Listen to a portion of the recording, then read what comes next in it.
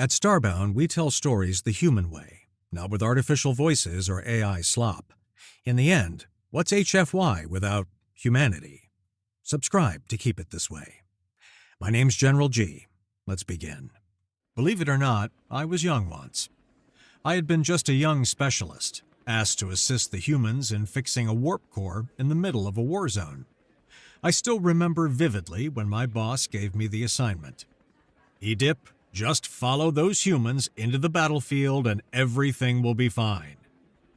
Looking back now, with decades of experience behind me and the comfortable weight of retirement settling on my shoulders, I can't help but laugh at how monumentally stupid I was. There I stood, fresh out of Technical Academy, my certification still warm in my datapad, nodding eagerly like some mindless drone as my superior essentially volunteered me for what should have been a suicide mission. Just follow the humans, he'd said, as casually as if he were asking me to run calibrations on a food synthesizer.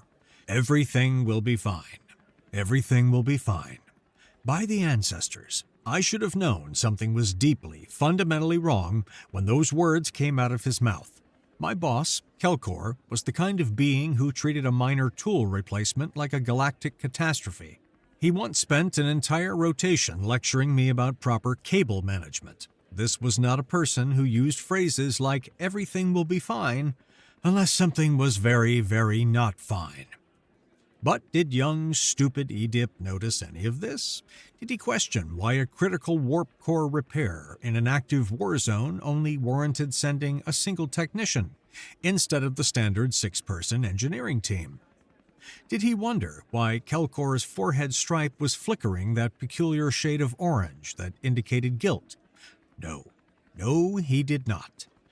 I just stood there, my own stripe probably glowing that nauseating yellow of enthusiasm, ready to prove myself worthy of my shiny new position.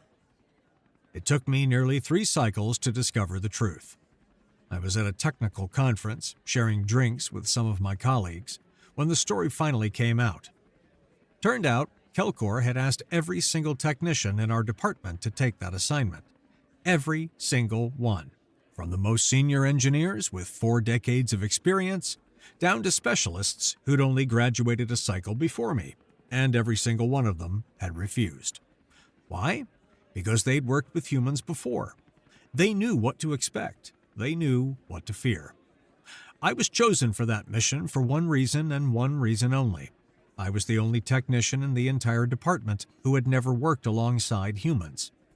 I was, in essence, too ignorant to be properly terrified. My inexperience, which I'd thought was a weakness, had actually made me the perfect candidate for a job nobody else wanted to touch with a 10-meter plasma torch. But I'm getting ahead of myself. Let me return to where this story truly begins. Just 4 hours after that meeting with Kroar, I found myself strapped into a military shuttle seat, my repair toolkit secured between my feet, surrounded entirely by humans.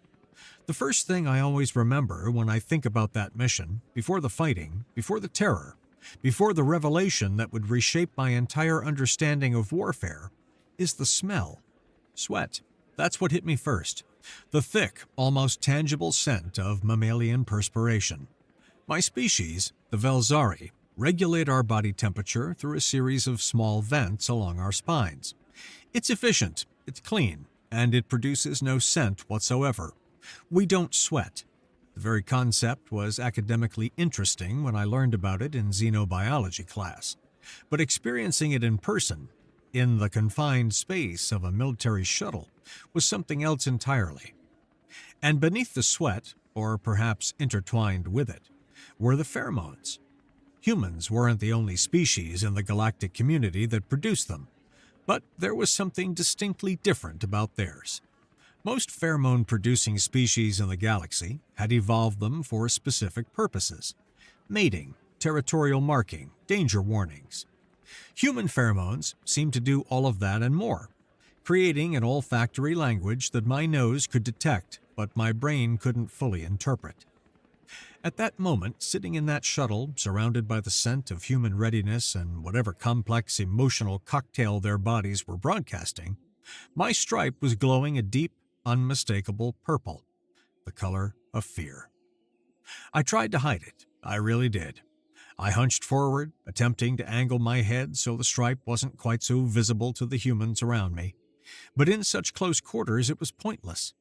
The purple glow was probably illuminating half the shuttle's interior like some kind of morbid mood lighting. That was when I felt it.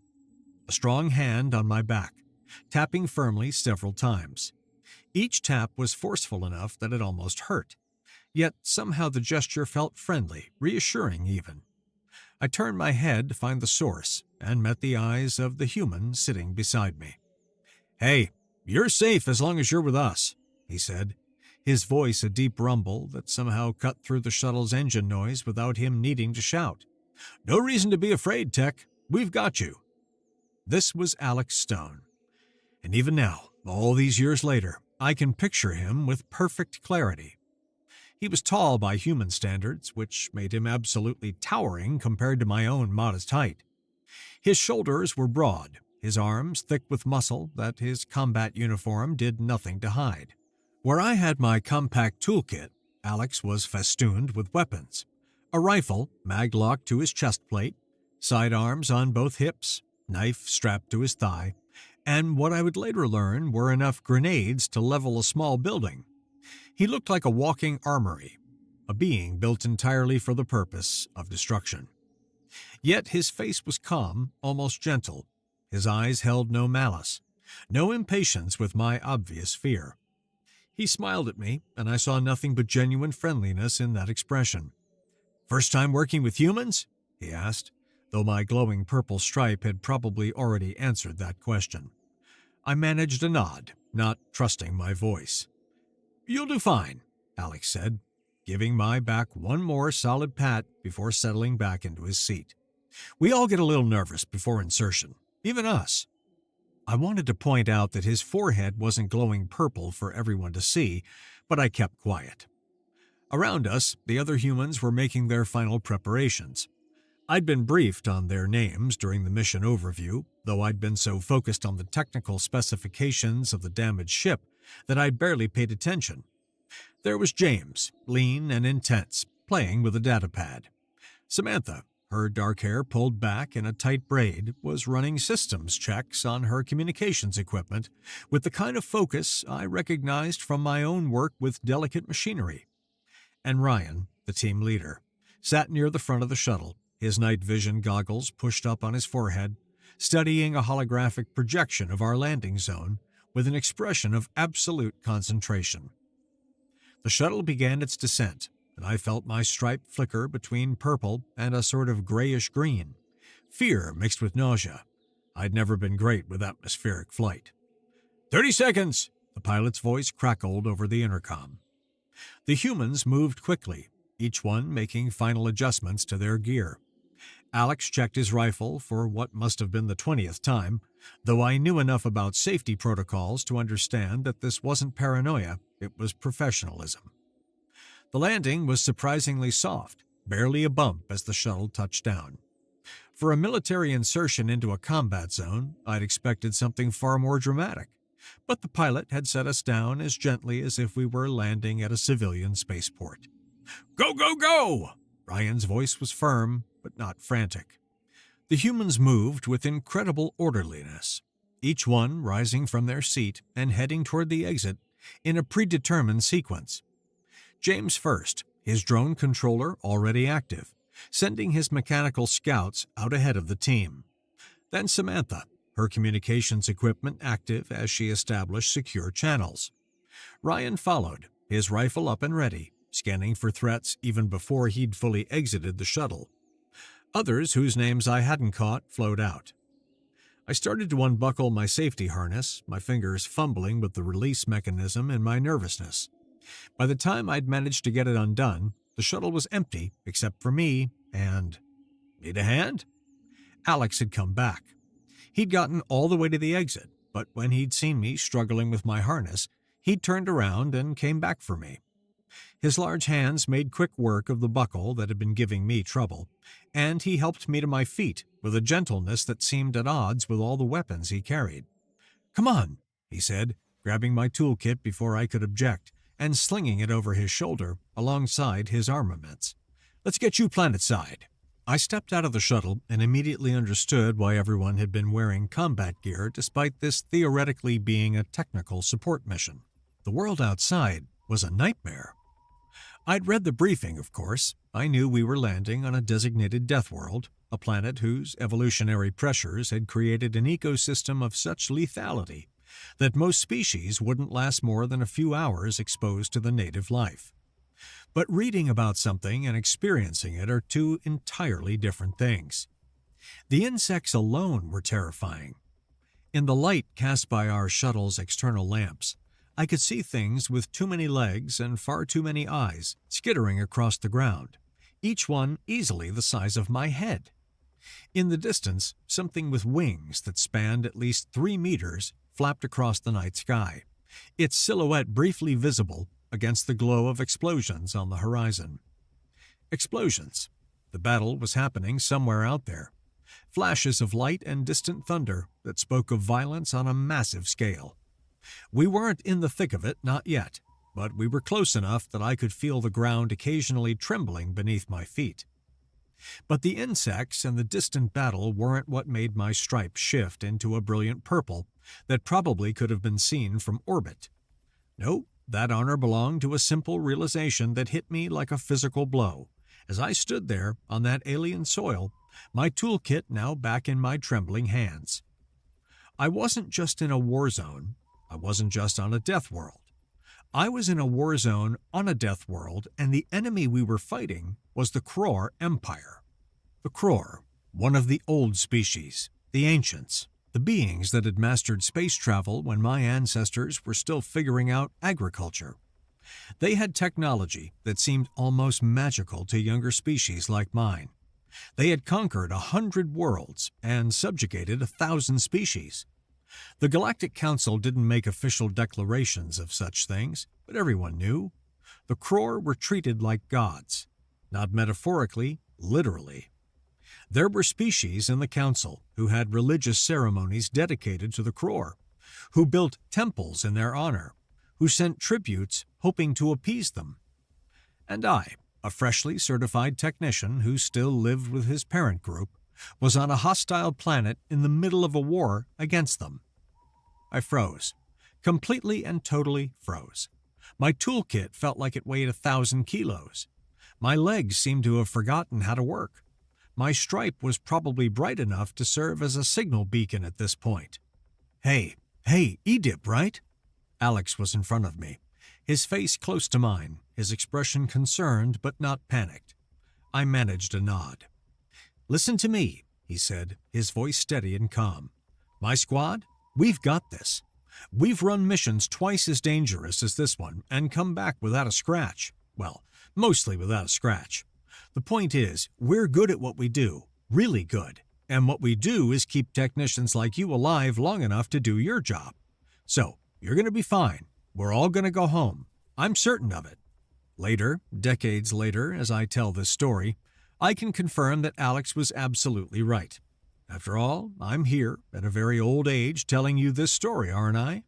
But in that moment, standing on that death world, with my stripe glowing purple and my legs refusing to move, his certainty felt like either the most confident thing I'd ever heard, or the last words of a being who had no idea how badly we were all about to die. "I know the Kroar seem scary," Alex continued, apparently reading something in my expression, or perhaps in my glowing purple distress signal of a forehead. "Hell, they are scary. Ancient tech, superior numbers, 1,000-year-old battle strategies, I get it. But you know what?" He leaned in closer, and I could see something fierce and wild flash in his eyes. "They're not invincible, and we've beaten them before. We'll beat them again. Now come on, we've got a schedule to keep." He straightened up and offered me his hand. I stared at it for a moment, then took it. His grip was warm and solid, and when he pulled, I found my legs suddenly remembering how to function again. "There we go," Alex said with an approving nod. "You're doing great, Tech. Now stay close and let us worry about the scary stuff, okay?" I managed to nod again, and with Alex's encouragement, I started moving toward where the rest of the squad had gathered. They'd formed a loose perimeter around a small clearing, their weapons pointed outward, their attention on the dark jungle surrounding us. "Status?" Ryan asked as Alex and I approached. "Tech's good to go," Alex reported, as if my momentary paralysis had been nothing worth mentioning. "Good. James, what's our route looking like?" James manipulated his tablet, and a holographic map appeared in the air between us, glowing softly in the darkness. "Drone swarm has mapped a path to the target. 3.2 kilometers, mostly through heavy vegetation. Elevation changes are minimal. I'm detecting scattered Kroar patrol patterns, but if we time it right, we can slip through the gaps." "Enemy hunter drones?" Samantha asked. "Present, but sparse in this region. I think they're concentrating their automated defenses closer to the main battle lines. We might get lucky." "We don't count on luck," Ryan said firmly. "Assume we'll make contact and plan accordingly. Alex, you're on tech sitting duty. Don't let him out of your sight." "Roger that," Alex said, and I felt his hand on my shoulder again. That same firm but friendly pressure. "All right, people, we got a ship to fix and a war to win. Let's move out." And just like that, we were moving through an alien jungle in the middle of the night on a death world during a war against beings most of the galaxy considered gods. The first hour of that march remains burned into my memory with a clarity that time hasn't dimmed. I've experienced a lot in my career since then: repair jobs in zero gravity, technical emergencies in the middle of solar storms. Once, even a core stabilization on a ship that was actively falling into a black hole. But nothing quite matches the surreal intensity of that first hour walking through the darkness with those humans. They seemed immune to fatigue. I know that's not true. I know that humans are flesh and bone just like the rest of us, that they get tired and sore and need rest. But accessing those memories even now, it's hard to think of them as anything other than tireless machines built for war. Samantha moved with the kind of focus that I recognized from my own work with delicate systems. While the rest of us walked, she maintained a constant stream of communication with the other decoy teams, with air support, with what seemed like a dozen different units all at once. She never stumbled, never missed a step.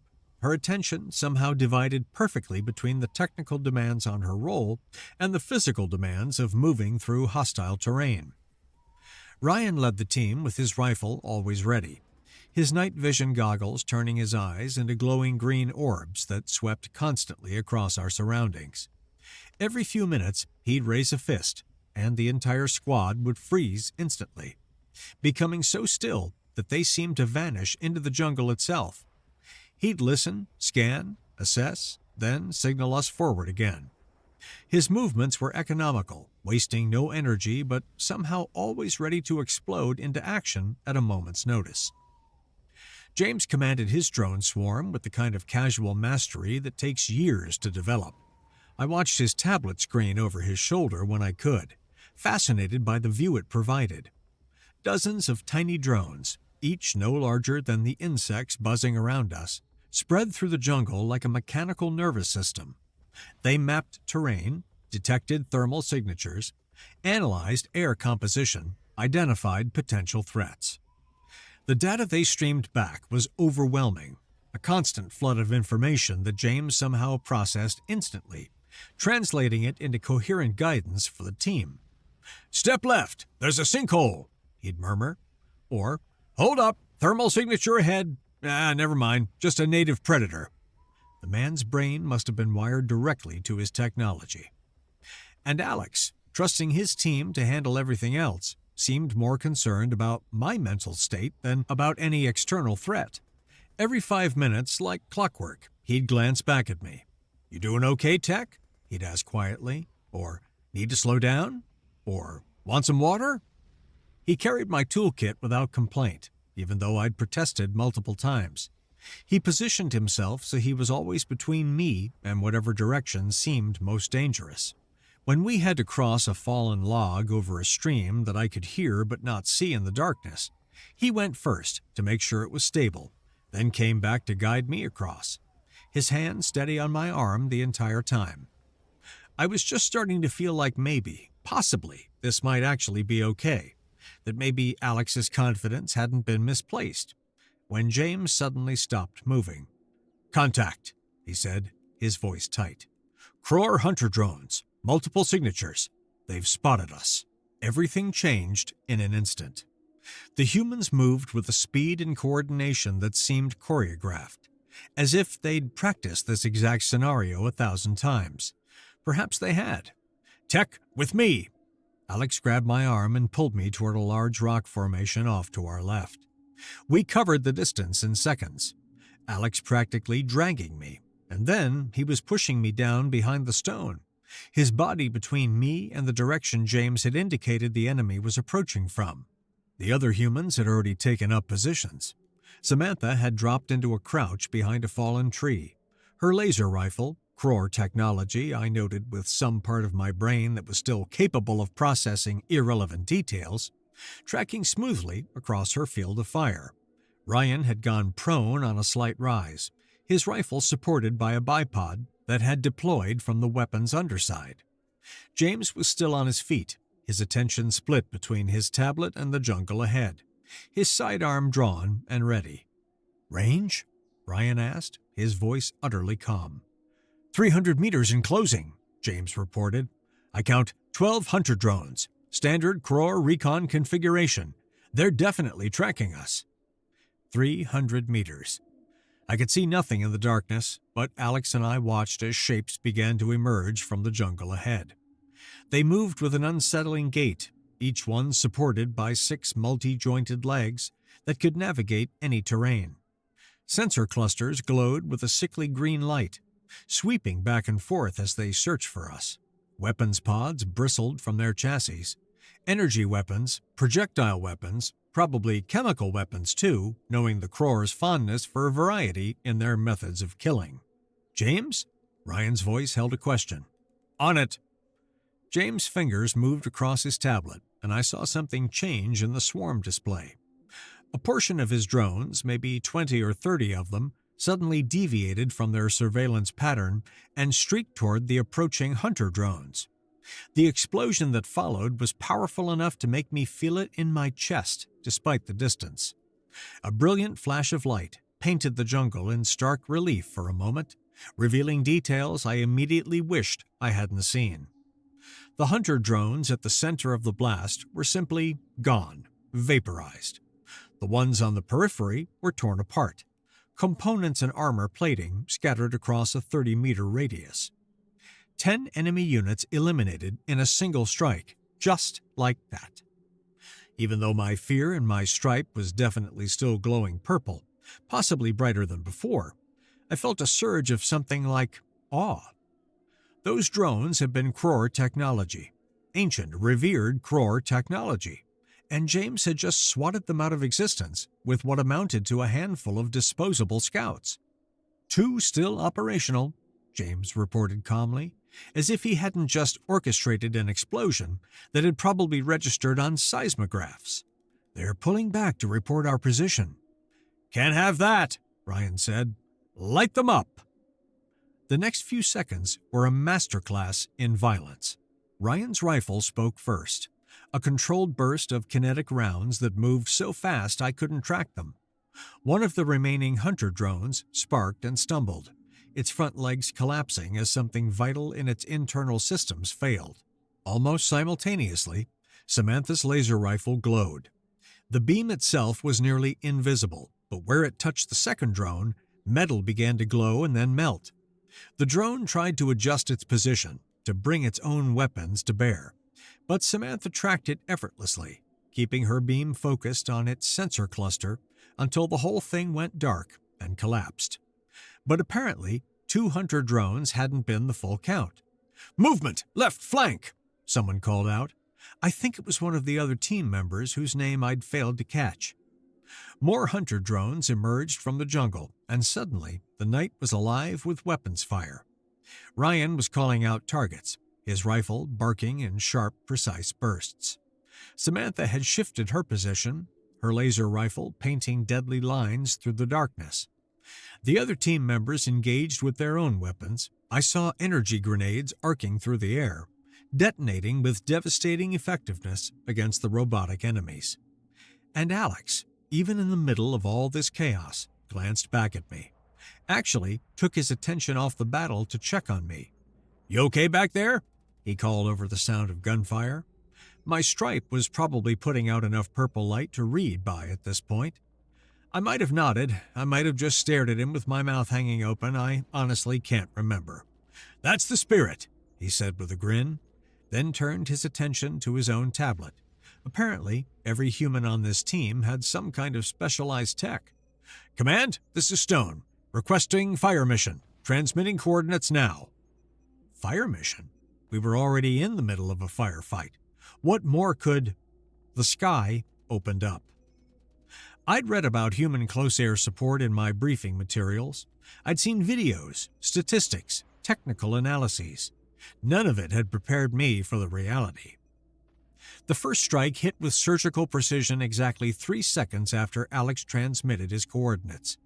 A missile or bomb or whatever terrifying thing the human pilots had decided to drop shrieked down from the sky and detonated in the middle of a cluster of hunter drones that were trying to flank our position. The explosion was absolutely devastating, a sphere of fire and force that tore through the jungle and left nothing but scorched earth and scattered components behind. "Adjusting," Alex said calmly into his comm, his eyes tracking something I couldn't see behind his tactical glasses. Apparently, those glasses let him designate precise strike locations, because 3 seconds later, another devastating impact obliterated a group of drones that had been advancing from our right.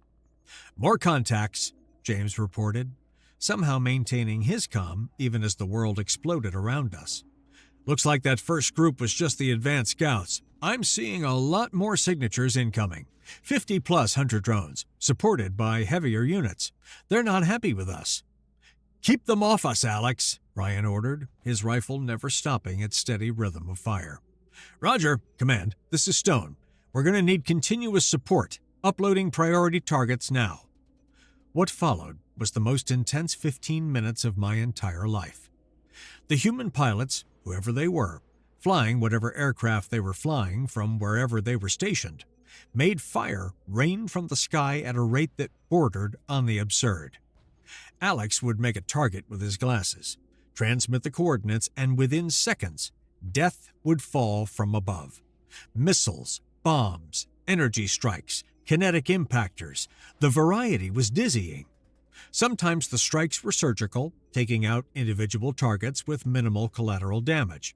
Other times, they were overwhelming area denial weapons that turned entire sections of jungle into burning wasteland. And the humans on the ground adapted their tactics seamlessly to support the airstrikes.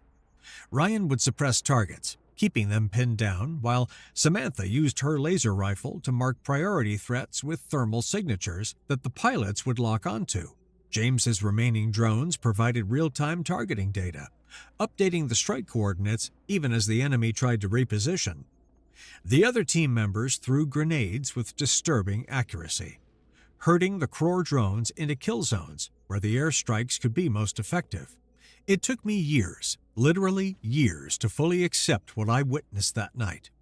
At the time, my brain simply couldn't process it all. Even now, trying to recount it, I find myself struggling to put it into words. The humans didn't just use weapons, they used every weapon. Kinetic projectiles and energy weapons. Their own technology and captured enemy technology. Dumb-fire explosives and smart-seeking missiles. Close range and long range. Direct fire and indirect fire. It was easier to ask what kind of weapons the humans didn't use than to catalog what they did. More than that, they adapted. As the Kroar drones tried new tactics, spreading out to minimize the effectiveness of airstrikes, using the jungle canopy for cover, coordinating their advances to create crossfire, the humans adjusted. Ryan shifted the team's positions to maintain advantageous firing angles. Samantha changed her targeting priorities, focusing on the drones that were trying to flank us. James sacrificed more of his drone swarm, using them to create false thermal signatures that drew enemy fire away from our actual position. Alex called in different types of airstrikes, matching the ordnance to the evolving tactical situation with a speed that suggested he'd done this 100 times before. The Kroar technology was impressive, there was no denying that. The hunter drones were sophisticated, well-armored, equipped with sensors that should have been able to track us through any concealment. The heavier units that James had detected were walking weapons platforms that could have probably taken on an armored vehicle and won. But the humans were better. Not because their technology was superior, though some of it certainly was.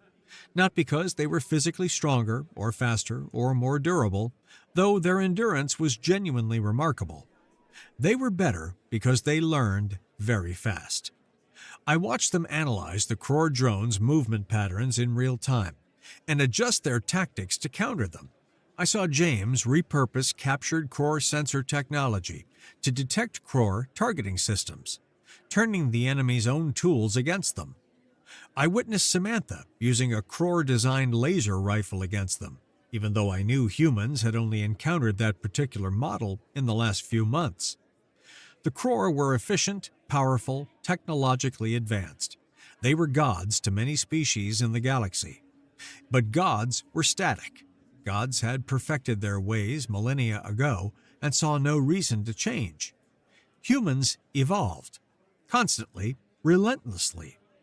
Every battle taught them something new, and they incorporated those lessons immediately, voraciously, with a speed that must have been absolutely terrifying to their enemies.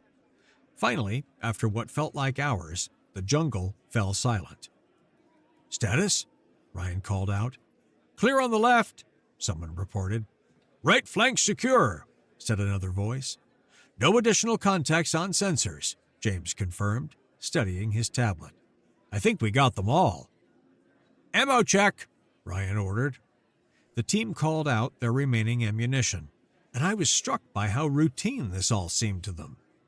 They'd just fought off hundreds of robotic units, supported by what must have been a significant portion of the Kroar's automated defense network in this sector, and they were discussing it with the same level of emotion I used when running diagnostic checks on a particularly stubborn circuit board. Alex turned back to me, and I saw his expression shift from combat readiness to concerned in an instant. "You okay, Idip?" I realized I was shaking. My entire body was trembling like I'd been exposed to vacuum. My toolkit had somehow ended up clutched against my chest, like a child's comfort toy. My stripe was... Actually, I wasn't sure what color my stripe was anymore. Probably some shade of purple that didn't even have a name. My voice came out weak. I've never... "First firefight is always the roughest," Alex said, his voice gentle. He moved closer, carefully repositioning himself so he wasn't looming over me. "You did great, though. Stayed down, stayed quiet, didn't panic. That's all we needed you to do." I had definitely panicked. I just hadn't panicked visibly, apparently. "Come on," Alex said, offering me his hand again. "Let's get you on your feet. We need to keep moving before the Kroar sends something we can't blow up." Hey there, Starbound listeners, this is General G. I've got a personal ask today. I want you to click on the like button and like this story. Things like that, likes and views, mean so much to the world of YouTube and the people who run this channel and pay us all to come out here and do these wonderful stories for you. It takes a second, doesn't cost a cent. Just click on the like button right now, and we're going back to the story. Thank you so much for your support and for listening. He helped me stand, my legs protesting the movement. Everything hurt. I wasn't sure why. I hadn't been hit, hadn't been injured, but my whole body ached as if I'd run a marathon while carrying twice my body weight. "Adrenaline crash," Alex explained, apparently reading my confusion. "Happens to everyone after combat. You'll feel better in a few minutes. Here, drink this." He handed me a flask of water, and I drank gratefully, my hand still shaking enough that I nearly spilled it. The strangest thing was what I felt as we prepared to continue our march. I should have been more terrified than ever. I'd just witnessed the kind of violence that featured in my worst nightmares. I'd seen firsthand how brutal warfare could be. I'd been exposed to a level of danger that made my previous life seem absurdly sheltered and safe. But instead of feeling more afraid, I felt safer. It made no logical sense. We were deeper in enemy territory now. The Kroar definitely knew we were here. The next engagement could happen at any moment, and might be even more intense than the last. But I'd seen what these humans could do. I'd watched them face impossible odds, and not just survive, but dominate. I'd witnessed their competence, their absolute refusal to be intimidated by an enemy that most of the galaxy worshipped as divine.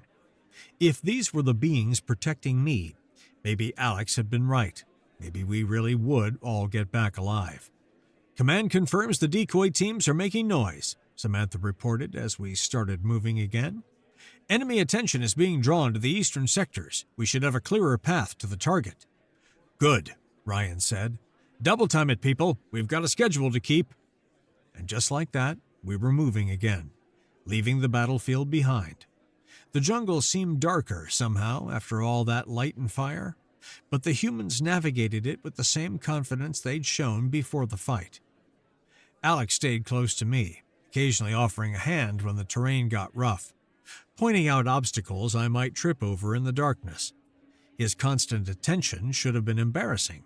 I was a trained technician, not a helpless child. But instead, it was reassuring. Someone was looking out for me. Someone had my back. The next hour passed without incident. James's drones found us routes that avoided the Kroar patrol patterns. Samantha coordinated with the other teams, ensuring they kept making enough noise to draw enemy attention away from our sector. Ryan guided us with the kind of navigational precision that suggested he could have found our target with his eyes closed. And gradually, my stripe faded from purple to a more neutral blue-white. My hands stopped shaking. My breathing evened out. The aches in my body became background noise rather than overwhelming distraction. By the time James announced, "Target is in sight, 200 meters ahead," I almost felt like myself again. Almost. The ship materialized out of the darkness like a gift from the ancestors. It was a courier vessel, relatively small by interstellar standards, but still the size of a decent building. Its stealth systems were active, bending light around its hull in ways that made it difficult to look at directly. But its landing had been rough. I could see scarring on the hull, damage from whatever attack had forced it down. One of the landing struts was clearly damaged, giving the whole vessel a slight list to one side. "Okay, Tech," Ryan said, turning to me for the first time since the mission had started. "This is your show now. What do you need from us?" What do I need? I needed to stop trembling. I needed to remember my training. I needed to prove that Kelkor's insane gamble in sending me here hadn't been completely misplaced. "I need to access the engineering compartment," I said, proud that my voice only shook a little. "The warp core is centrally located, so I'll be working inside the ship. The repair should take 6 to 8 hours, assuming the damage isn't worse than reported." "We'll secure the perimeter," Ryan said. "You focus on the core. We'll keep the bad guys away from you." And that's exactly what they did. I spent the entire night inside that ship, working in a feverish haze of technical concentration. The damage was extensive but not catastrophic. The core's containment field had been compromised by what looked like a near miss from a Kroar plasma weapon. The secondary stabilizers were completely fried. The primary power coupling had microfractures throughout that needed to be replaced before the core could be safely restarted. It was the kind of repair job that would normally require a team of 6 specialists working in shifts. I had to do it alone, without breaks, while knowing that outside the ship, humans were fighting and possibly dying to give me the time I needed to work.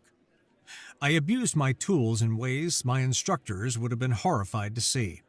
I pushed my body past limits I didn't know I had, working through fatigue and hunger and the constant trembling in my hands. When my precision drivers weren't quite the right size, I modified them. When the replacement parts didn't fit exactly right, I made them fit. When my arms got too tired to hold my equipment, I found ways to brace them so I could keep working. Outside, the humans protected me. I could hear them occasionally, bursts of gunfire, the crump of explosions, terse communications over their radios. Sometimes the whole ship would shake from a nearby detonation. Once, I heard Alex's voice clearly through the hull. "Fall back to secondary position. I'm calling in danger close air support." But they never let anything reach the ship. Not once did I have to stop working to deal with the threat. The humans had given me one job, fix the core, and they made absolutely certain I could do it without distraction. As the night wore on and morning approached, I found a rhythm. My hands stopped shaking, my mind focused down to the immediate task. This was what I was good at. This was what I'd trained for. All those years of study, all those hours in simulation, all that preparation, it all came down to this moment. The warp core came back to life just as the first rays of sunlight were starting to penetrate the jungle canopy. The containment field stabilized, glowing with that beautiful blue-white light that meant everything was operating within normal parameters. The power readings were good. The safety systems were all showing green. The diagnostic subroutines I'd run confirmed what my instruments were telling me. It was done. The ship was operational. I stumbled out of the engineering compartment, my toolkit feeling like it weighed more than I did, and found Alex waiting by the airlock. "We good?" he asked, looking surprisingly fresh considering he'd been fighting all night while I worked. "We're good," I confirmed. "The core is stable. We can fly out whenever you're ready." "Outstanding work, Tech," Alex said with a genuine smile. "Come on, let's get you off this planet." The flight back was a blur.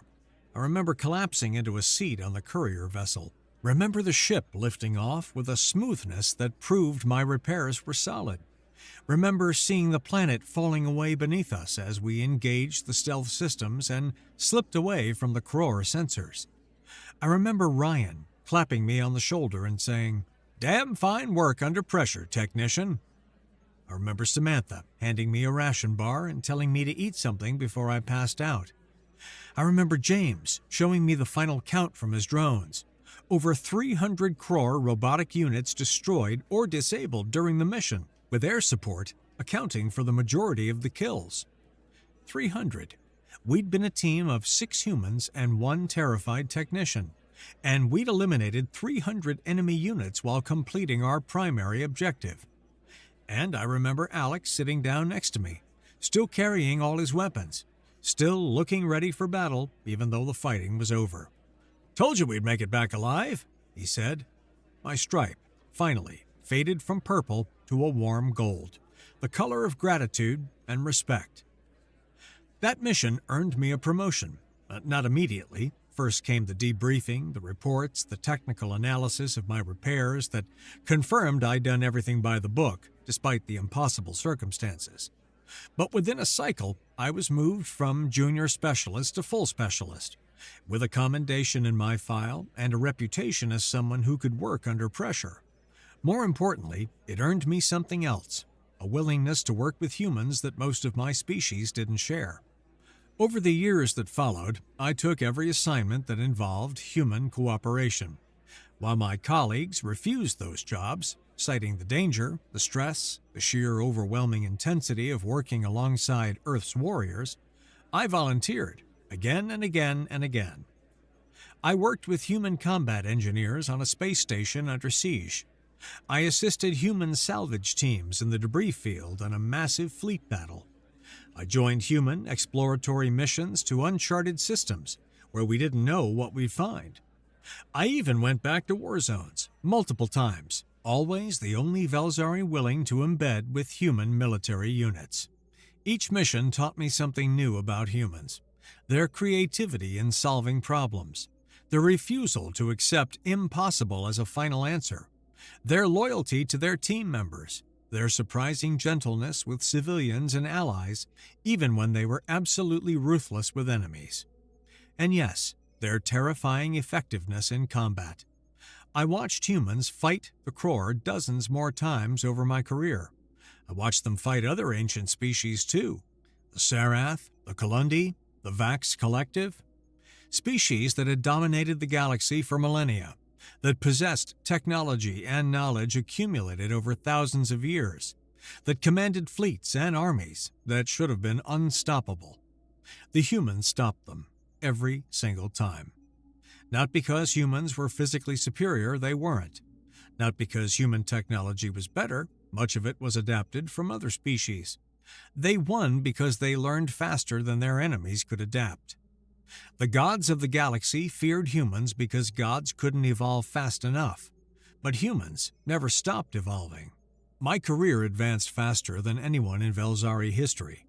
By the time I was 40 cycles old, still quite young by our species standards, I'd reached the highest rank available to technicians. There was nowhere left to advance, no higher position to aspire to. I'd hit the ceiling of what was possible. So, the Galactic Engineering Corps created a new rank, just for me. Senior Technical Specialist, Cross-Species Operations. It came with a special bonus, a unique commendation, a pay grade that made my parent group think I'd somehow committed fraud. I held that position for another 60 cycles, working exclusively with human teams, earning a reputation as the Velxari who understood humans better than any other member of my species. When I finally retired, I'd worked more missions with humans than any other non-human in the Corps. I'd earned several commendations, saved 4 ships that were deemed unsalvageable, and apparently inspired an entire generation of young Velxari technicians to consider working with humans instead of fearing them. And it all started because I was too young and too stupid to be afraid when Kelkor sent me on that mission. Looking back now, comfortable in my retirement, I feel grateful. Grateful for my ignorance that let me say yes when wiser beings said no. Grateful for Alex and Ryan and Samantha and James and all the other humans who protected me while I did my job. Grateful for that first mission that showed me what I could accomplish when I stopped being afraid. Most of all, I'm grateful that for once in my life, I didn't fear the species that was famous for scaring even the gods. Because that lack of fear gave me a career, a purpose, and an understanding of the universe that I never could have gained any other way. The gods may fear humans, but I learned to trust them, and that has made all the difference.